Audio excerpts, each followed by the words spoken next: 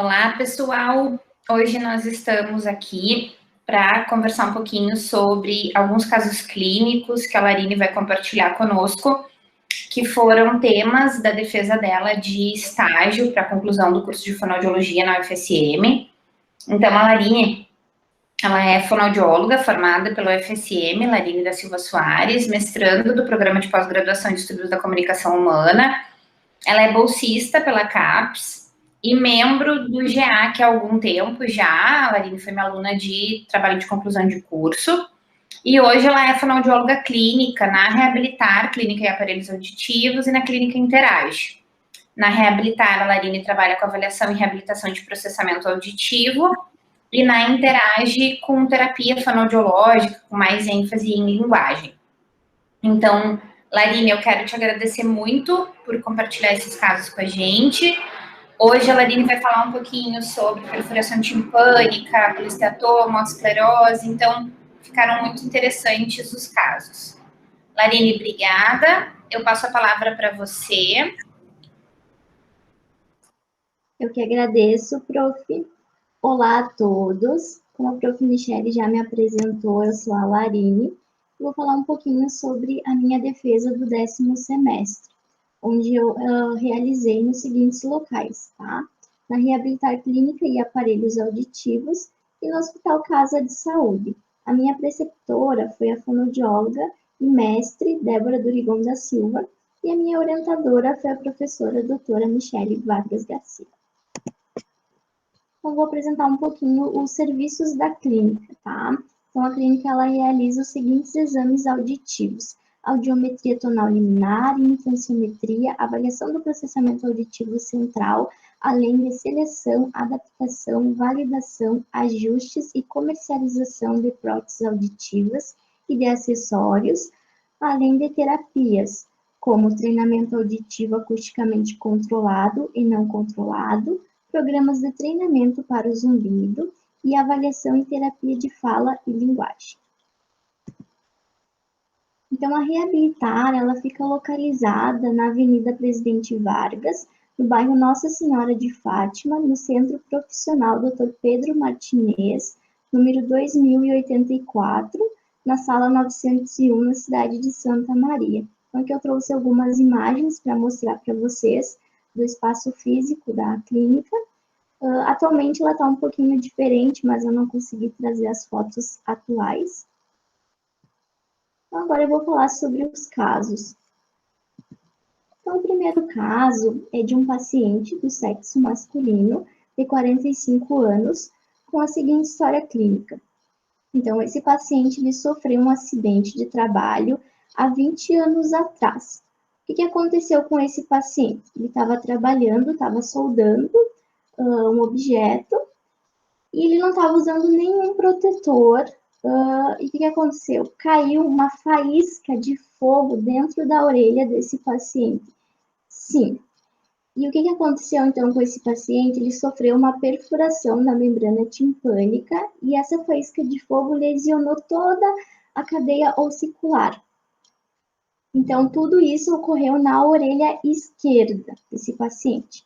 Além disso, esse paciente também ele apresenta zumbido do tipo apito na orelha esquerda, principalmente quando ele está estressado ou com sonolência. Esse zumbido ele é contínuo e a nota que ele deu para o zumbido foi nota 4. Tá? Então, em 2001, ele realizou uma timpanoplastia. Em 2009, ele fez o acompanhamento de colesteatoma na orelha esquerda. Em 2010, ele realizou 2 cirurgias intracanal. Eu vou explicar para vocês agora. Então, o que é a timpanoplastia? Então, a timpanoplastia é um procedimento cirúrgico com o objetivo de fazer a reconstrução da membrana timpânica perfurada e, em casos mais graves, também da cadeia ossicular, que foi o caso desse paciente. Então, o que acontece? Para reparar o tímpano, pode ser usado uma membrana que recobre o músculo ou uma cartilagem da orelha. Independente do tamanho da perfuração do tímpano, essa timpanoplastia ela pode ser feita tanto pelo canal auditivo por um pequeno corte no canal, ou também por um corte atrás da orelha, vai depender do caso. E as principais complicações da timpanoplastia incluem recorrência, né, da perfuração, retração da membrana timpânica, otorreia, colesteatoma, distúrbios do paladar e perda auditiva, tá? Então, aqui eu trouxe para vocês uma imagem para mostrar o antes e o depois da timpanoplastia. Então, a primeira imagem aqui é o antes, ó, a perfuração da membrana timpânica, e o depois da timpanoplastia, como que fica.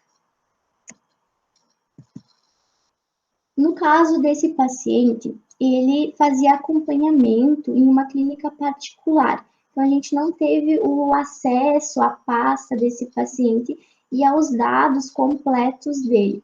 Mas a gente não sabe exatamente qual foi o colesteatoma que ele teve. Mas, pela história clínica desse paciente, a gente hipotetizou que foi um colesteatoma de orelha média, justamente pela perfuração ter pegado a cadeia ossicular, e também a gente acredita que essa perfuração ocasionou, né, esse colesteatoma. E o que seria esse colesteatoma? Então, ele é caracterizado, então, por uma massa compacta e perolada, que é disposta em camada. Alguns autores também definem como a presença de pele em qualquer área pneumatizada do osso temporal. E como que é realizado o diagnóstico do colesteatoma? Então, ele é baseado primeiramente pela história clínica do paciente e pela otoscopia. Mas nem sempre, nem todos os tipos de colesteatoma são visíveis na otoscopia. Além disso, também é realizada a audiometria, que é um exame complementar a esse diagnóstico. A tomografia computadorizada dos ossos temporais, ela é bastante bem importante, na verdade, porque ela vai fornecer informações importantes sobre a localização, extensão, acometimento ossicular ou labiríntico. E o paciente ele pode apresentar os seguintes sintomas, desde infecção, secreção auricular constante, perda auditiva no ouvido afetado, além de outros sintomas, como dor, perda de equilíbrio, zumbido, dor de cabeça e até mesmo sangramento. Então, o colesteatoma, ele pode ser congênito ou adquirido. Se ele for adquirido, ele pode ser primário ou secundário. O congênito ou primitivo, como também é conhecido, ele é considerado, então, um cisto epidérmico que é originado de restos de epitélio escamoso queratinizado, e ele pode surgir em várias áreas do osso temporal. A principal área afetada é o ouvido médio. Então, aqui eu trouxe para vocês, ó, também um exemplo de colesteatoma congênito. Esse colesteatoma ele é mais difícil de ser visualizado na otoscopia, tá? Só para mostrar para vocês aqui o exemplo. Também existem outros dois tipos de colesteatoma, o colesteatoma adquirido primário e o secundário. O primário, ele acontece pela formação inicia-se no caso por uma disfunção tubária crônica que leva a uma formação de uma bolsa de retração no local, e esta vai determinar, então, a perda da função autolimpante, gerando um acúmulo de descamação na região e formando, então, colesteatoma. Então, o quadro clínico nesses casos vai depender da extensão da lesão e pode ir desde uma hipoacusia condutiva até extensas erosões temporais. Pode ser mastóides, labirínticas, com infecção, pode acontecer paralisia facial ou outras complicações intracranianas também. Então, aqui também eu trouxe um exemplo para mostrar para vocês, dois, na verdade, de um colesteatoma adquirido primário. Esse tipo de colesteatoma pode ser visualizado na otoscopia, como vocês podem ver aqui na imagem.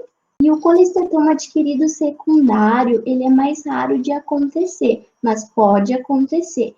Ele resulta principalmente de perfurações marginais ou centrais.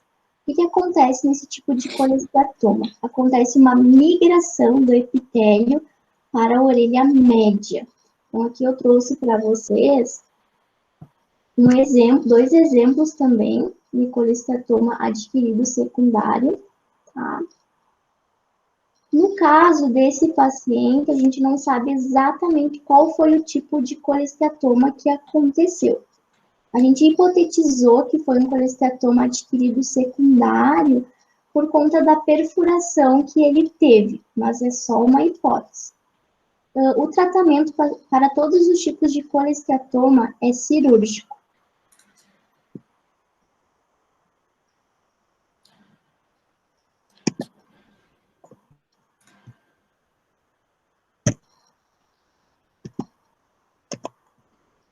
Então, aqui eu trouxe para mostrar para vocês as audiometrias realizadas anteriormente por esse paciente. Então, desde 2007, esse paciente já apresenta uma perda auditiva do tipo condutiva na orelha esquerda. Essa perda condutiva se manteve até 2011.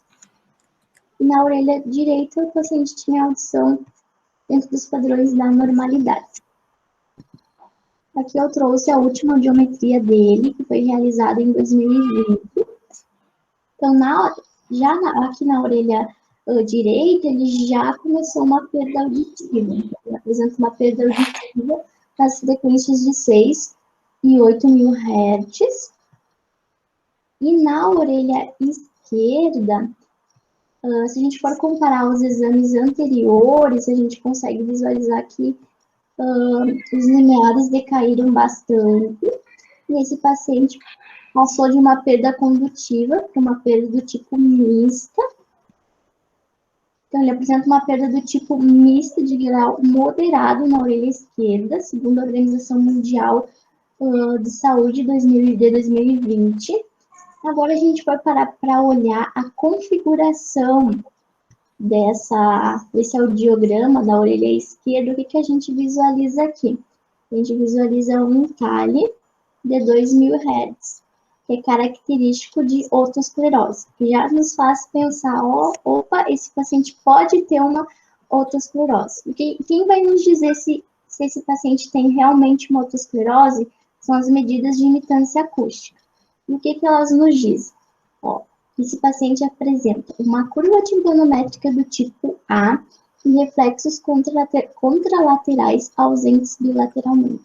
Então, os achados da medida de imitância acústica nos confirmam que sim, que esse paciente tem uma otosclerose. E por que eu trouxe esse caso para mostrar? Esse caso ele é bem interessante porque a gente tem que pensar que tudo isso pode acontecer com pacientes. Então, esse paciente teve uma perfuração que lesionou toda a cadeia ossicular, teve um colesteatoma, tudo na mesma orelha. Teve um colesteatoma e agora ele tem uma otosclerose, tá? E a conduta para esse caso foi orientações, né, quanto ao exame e o zumbido, e retorno ao médico solicitante. Então, e o que é, então, colesteatoma? Então, a configuração de otosclerose é aquele entalhe em 2.000 Hz ali, que é um entalhe de Carhart. Então, a otosclerose ou otospongiose, ela é uma doença autossômica dominante e progressiva que atinge a orelha média e ela é causada, então, por uma reabsorção e deposição óssea anormal. Ou seja, então, um pedaço de osso anormal, ele cresce em torno do estribo, bem como está aqui nesse exemplo que eu trouxe para mostrar para vocês, ó. Vocês conseguem visualizar aqui que tem um osso anormal crescendo em roda do estribo ali.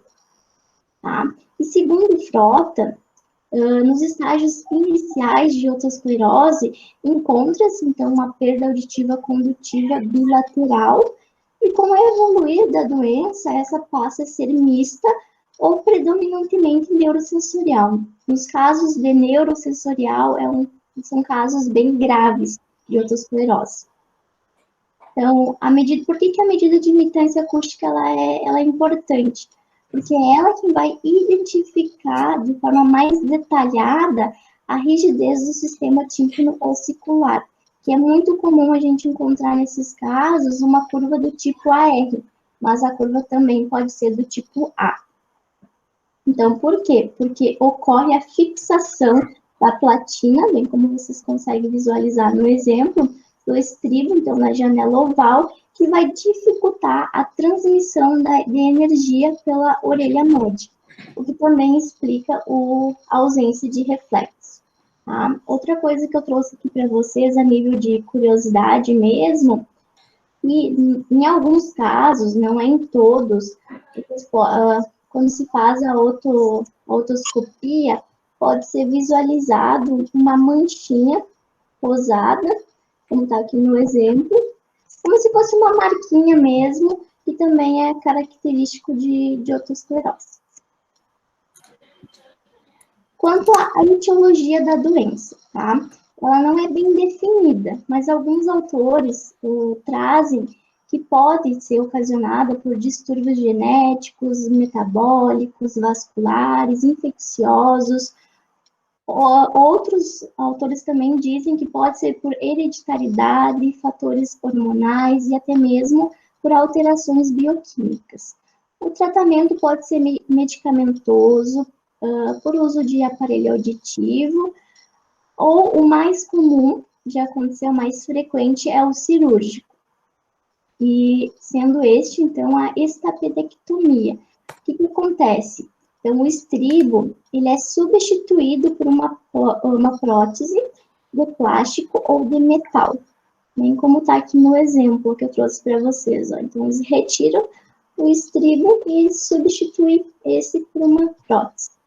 Então, aqui eu trouxe também para mostrar o antes da cirurgia, como que é, e depois da cirurgia, ó, depois que eles colocam a prótese. Quanto ao segundo caso, então, é uma paciente do sexo feminino, de 13 anos, com a seguinte história clínica. Então, essa paciente, ela apresenta histórico de otites de repetição desde criança. Ela faz tratamento com pneumologista, devido a ela ter asma, bronquite e rinite. Ela faz uso de medicamentos para ambas, e ela possui zumbido.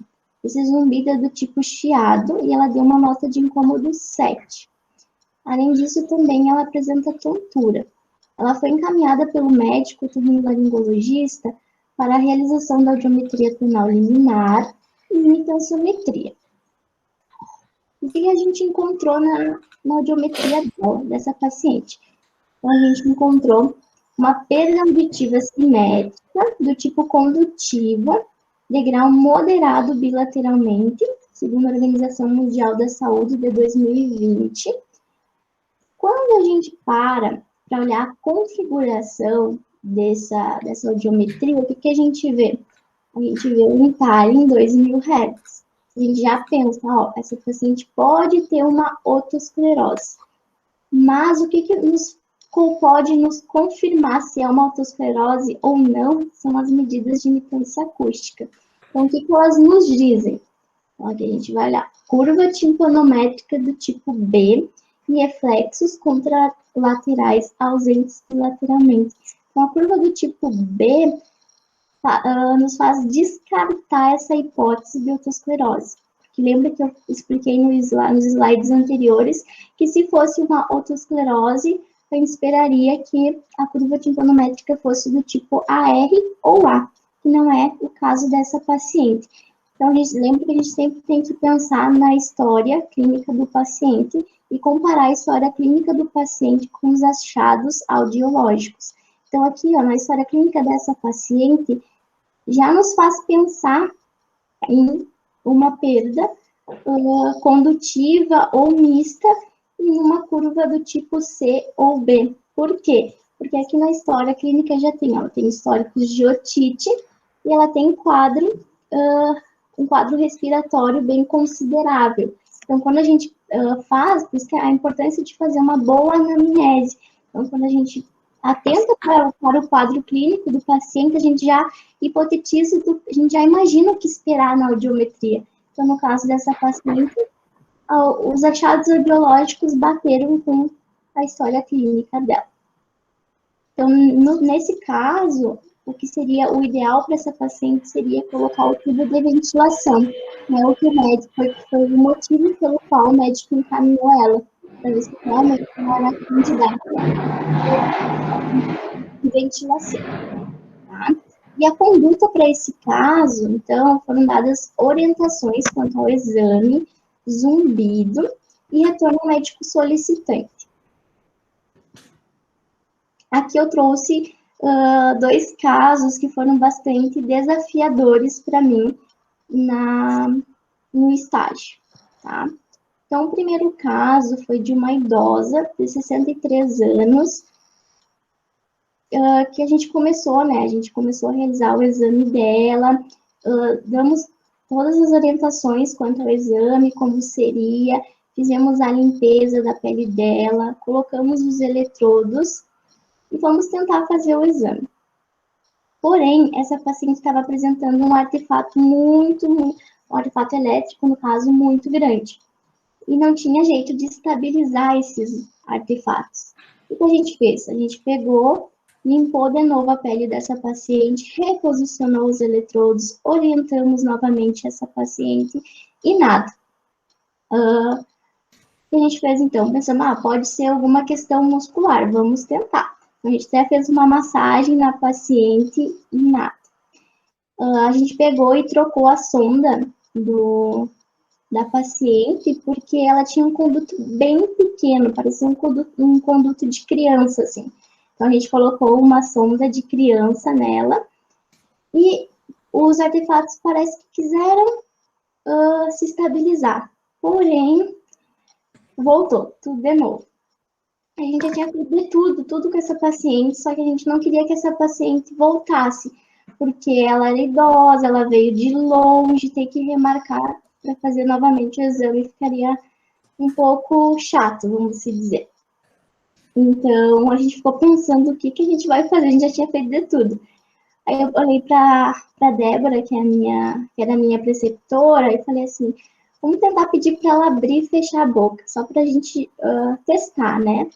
Então, quando a gente pediu para a paciente abrir e fechar a boca, quando ela abriu a boca, o EG se estabilizou. O EG que é esse aqui, ó, tá? Que nos mostra os artefatos elétricos. Se estabilizou, ficou igualzinho a esse aqui, tá? Quando ela fechou a boca, os artefatos voltaram. E eu olhei para a Débora assim, a gente vai ter que realizar o exame dessa paciente com a boca aberta. E sim, gente, foi uma coisa totalmente nova para mim. Eu nunca tinha realizado um PEAT neurológico com um paciente com a boca aberta. E foi o que a gente fez. O que aconteceu com essa paciente? Ela estava tensionando, fazendo apertamento dentário, estava pressionando, então, ali, né, toda aquela musculatura. E quando ela abriu a boca, ela relaxou toda a musculatura da face. Então, a gente conseguiu fazer o exame dela com a boca aberta. Então, o EG, no final, a gente conseguiu deixar ele ideal, bem como está aqui nesse exemplo. Esse seria o ideal. Como estava o da paciente? Estava como se fosse esses daqui, ó, com bastante artefato elétrico, tá?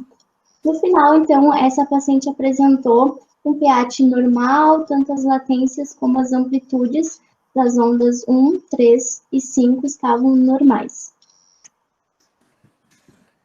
Outro caso aqui também bastante interessante e desafiador ao mesmo tempo foi de uma paciente de 2 anos.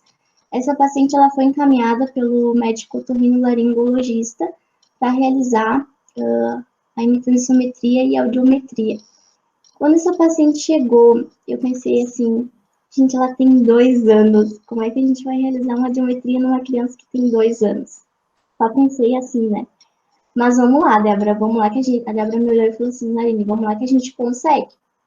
Então, a nossa sorte é que a paciente era bem tranquila. Então, ela entendia bem os comandos, Então, a gente conseguiu fazer hemitensiometria nessa paciente, e depois a gente passou ela para fazer audiometria. O que aconteceu? Lá na casa do Hospital Casa de Saúde, que foi onde a gente realizou esse exame, não tinha nenhum brinquedo. O que a gente costuma fazer com crianças? Fazer uma audiometria lúdica. Então, a gente normalmente pega um brinquedo e finge ali que é um passarinho, que a gente está dando comidinha para o passarinho. E a gente não tinha esse recurso. Então, na hora, a gente tem que ter um raciocínio e pensar, e agora, o que a gente vai fazer? Então, tinha uma xícara, a gente pegou aquela xícara e fingiu que tinha um passarinho lá dentro, e a gente pegou umas sondas e fingiu que era a comidinha do passarinho, porque era o que a gente tinha ali. E a gente conseguiu fazer, então, a audiometria dessa criança. Claro que eu tive que me jogar no chão e fazer várias coisas, assim, para condicionar a paciente. Mas, sim, amor, eu trouxe esse caso aqui para mostrar para vocês que, sim, gente, é possível fazer audiometria em crianças de 2 anos, tá? Também a gente fez o LRF com ela, o exame dela deu normal, tá? A gente fez o LRF com partes do corpo, que era o que ela sabia, e foi bem, no final deu tudo certo. Então, aqui eu trouxe também uma pirâmide para mostrar para vocês que a universidade, né, contribuiu, me deu teoria, me deu a prática, me fez ter esse olhar, esse cuidado com os pacientes, essa empatia. E o estágio, então, ele contribuiu com a minha prática, com a minha experiência profissional, agilidade, resolutividade, que eu tive que ter muito, tá? Então, acho que era isso. Essas aqui são as minhas referências. E meu muito obrigada.